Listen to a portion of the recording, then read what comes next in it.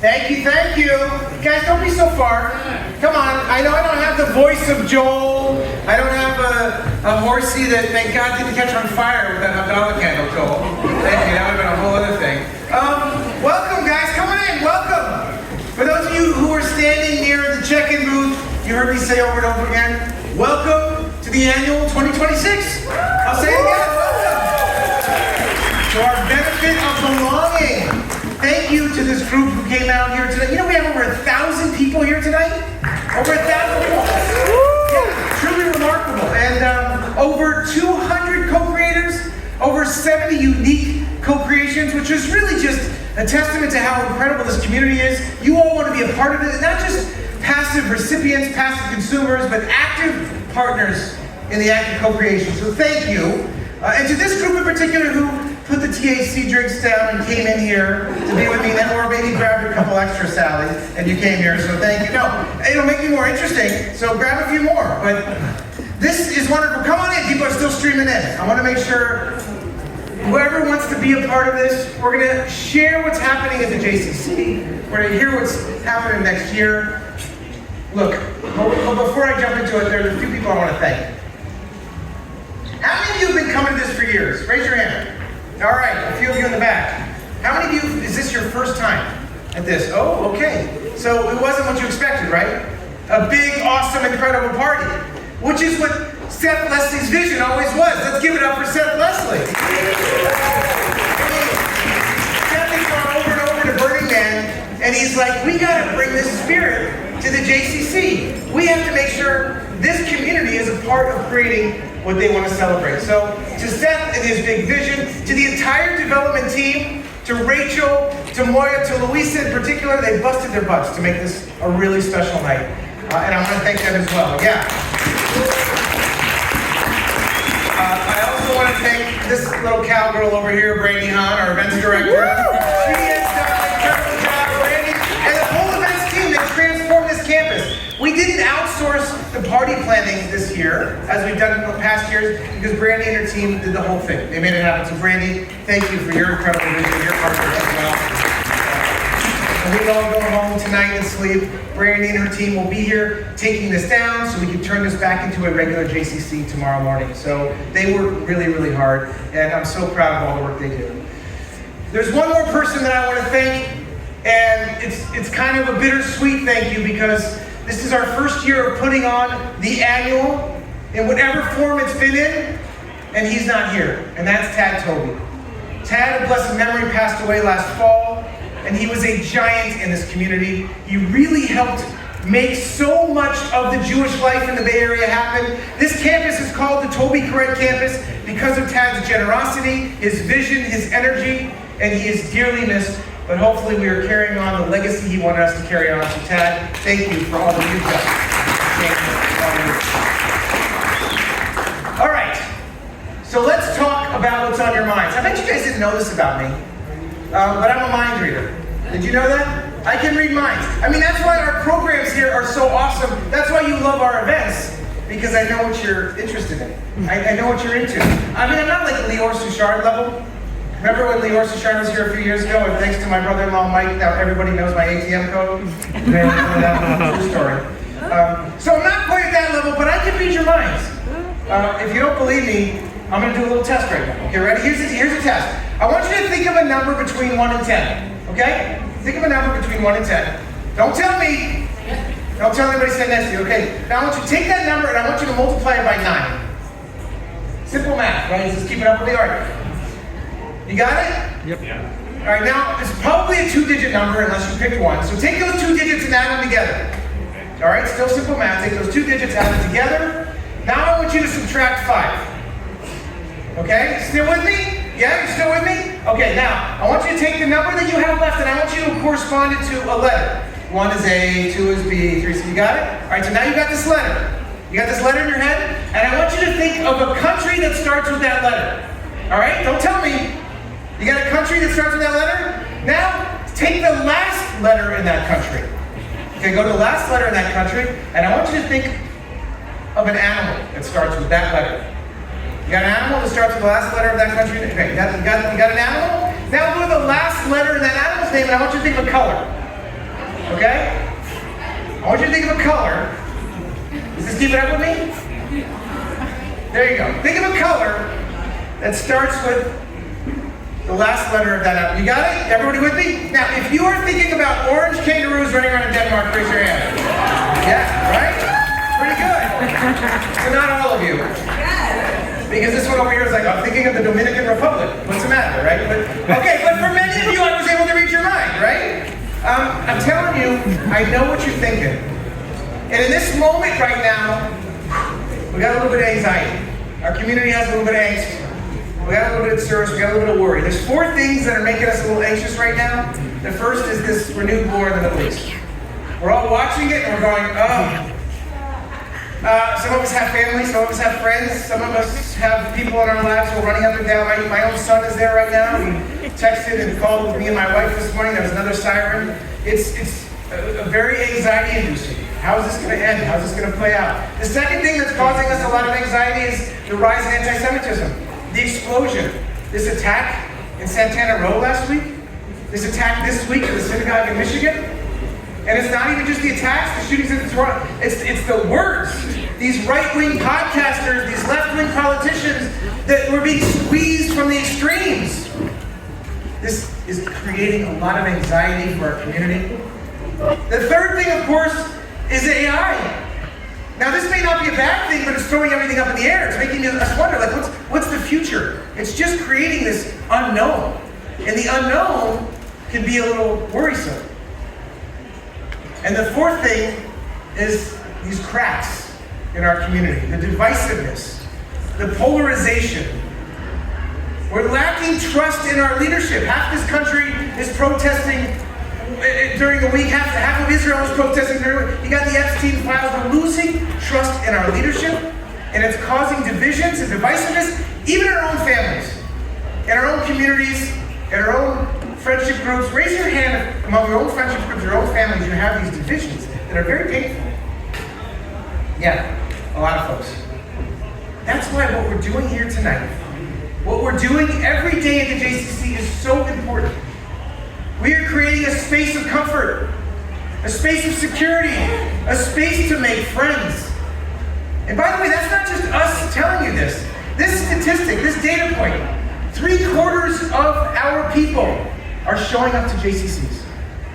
The Jewish Federations of North America, JFNA, did a study. This is not a JCCA study. They said, where are you going in your most crucial times? Most people are going to JCCs. Most people are coming here because we are the oasis. We are the oasis of calm. We are the oasis of community in a desert of confusion, in a desert of anxiety, and in a desert of worry. Let me tell you the 4 ways that this JCC is an oasis. Number 1, we're an oasis for your health and fitness. We're a place that you can come and get healthy, physically, mentally, spiritually. Have you seen this state-of-the-art outdoor training facility we put in? You've seen it? Yeah. We have the best equipment, outdoors and indoors. You can't find this anywhere else in the Bay Area. We have the best trainers. We have the best programs. People are coming here and finding their community and developing their community. We're continuing to invest in our spaces. And by the way, have you checked out the new saunas we put in this year?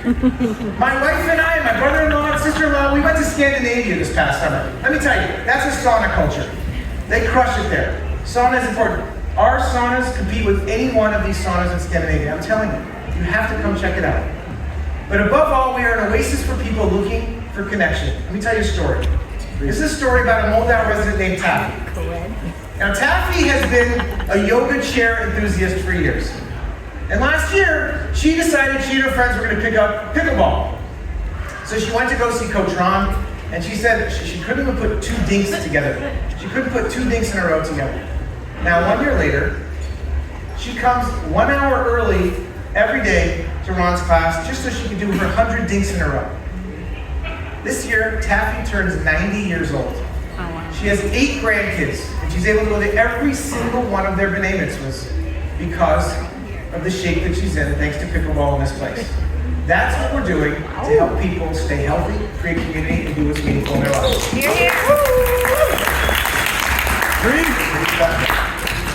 Number 2, we are an oasis for community.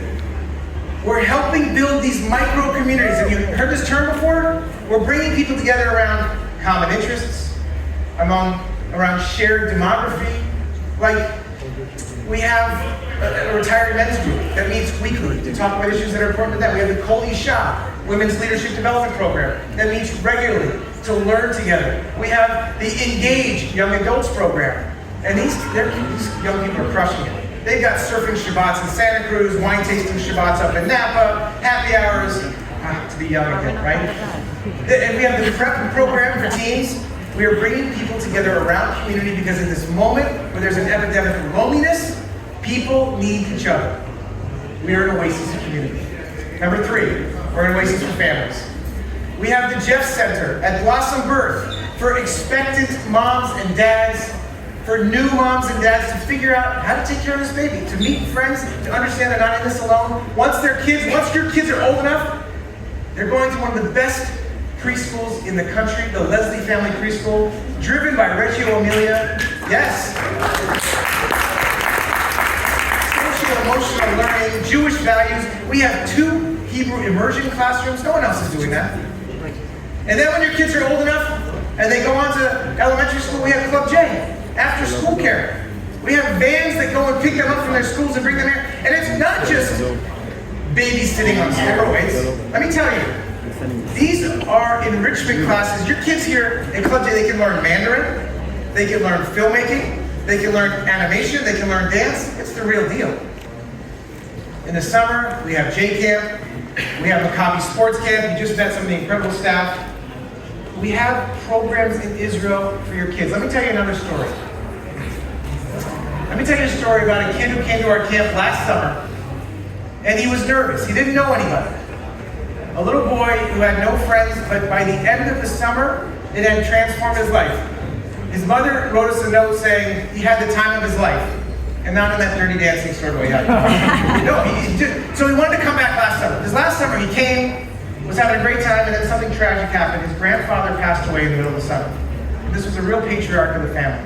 It threw the family in real turmoil, financial turmoil. They were going to have to pull this boy out of camp. They couldn't afford to keep him in camp. So in his moment of need, when he needed his community, his friends around him, they were going to have to take him out of camp. Well, we came to the rescue. A staff person at the JCC, a member of the team who knows this family, was able to pitch in to the scholarship fund and make sure this young man, this boy, could finish out his summer camp.